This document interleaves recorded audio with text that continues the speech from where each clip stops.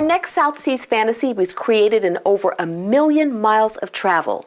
The owner traveled far and wide throughout the Pacific Rim, collecting tiki treasures and secret recipes. And they can be seen and sampled at the Omni Hut in Smyrna, Tennessee.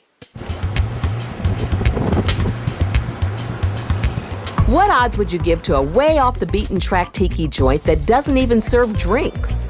6 months. They gave you maybe 6 months to survive. I think a lot of people just kind of laughed at him a little bit. Polynesian restaurant in rural Tennessee. He thought if he could keep it going a few years, that would be all right. And then a few years became a decade, and then 2 and 3 and 4. And we're holding on. We're trying to make it 50 years. Chances are the Omni Hut in Smyrna, Tennessee is here to stay. As far as I know, we were the second Asian-style restaurant in the state of Tennessee. I think we're their oldest surviving one. One reason may be the owner. A retired Air Force pilot, James Wall, traveled extensively throughout the South Pacific collecting recipes and artifacts. On his return home, he set his sights on a family-owned restaurant with a Polynesian flair. But Wall's idea was a hard sell, even to the local restaurant suppliers. He says, "You're not going to serve country ham?"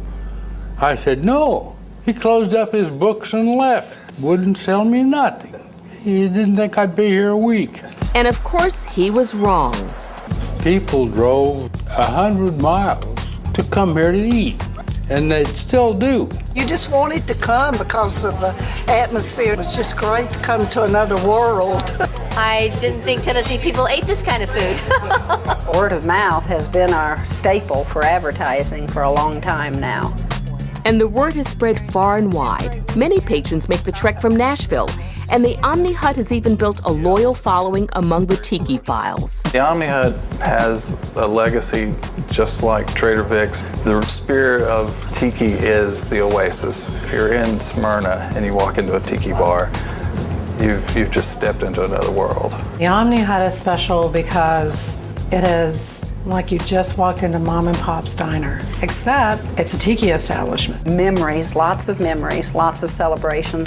This is our 62nd wedding anniversary. Our first date was at this restaurant, and we've been married 38 years. My mother's always loved the pit ribs. She can eat her weight in ribs. The food is fantastic. Signature dishes like the Tahitian feast and the poo-poo platter are made from scratch. All that hard work creates an authentic Polynesian flavor. The many hats the job requires goes with the territory, and that includes making volcanoes. I still make desserts, lots of them. The only thing Polly won't be making are drinks. But the BYOB policy lets customers do their own mixing. I think people still like that good deal of a brown bag. It's all part of that old school tradition. We're suspended in time. Chairs are well used, floor's original. So, yeah, we're well worn.